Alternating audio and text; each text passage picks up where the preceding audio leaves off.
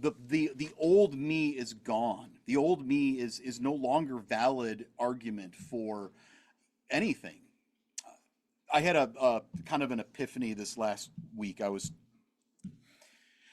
I started listening to some music, and a band that I have shunned and disliked for 25 years because I met the I knew some of the guys in the band, and I knew people who knew the band, and I didn't like them as human beings at that time. And I listened to some of their music this last week and was like, it's actually pretty good. Not that I'm saying, like, they've achieved, they've repented or anything like that.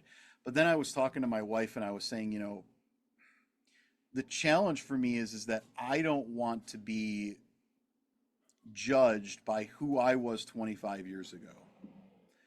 I don't want to be judged by the immaturity and the lack of Christian witness that I had 25 years ago. I don't want to be judged by who I was 6 months ago.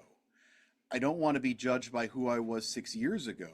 And so it's hard, like, yeah, I don't know if those guys are following the Lord or anything like that, but it was just this wake up call to say, hey, like, who we once were, if we are in Christ, we are a new creation. And it doesn't matter whether it's a band or whether it's people we run into in church, which is the hard part because I know some of the people and their flaws, and I know the issues the baggage they bring in, and to say, in Christ you are a new creation, and that means even the sins that you've had in the last month, the sins that you've had in the last year, those things are all past. They're no longer a part of who you are, as long as you're pressing on towards the goal.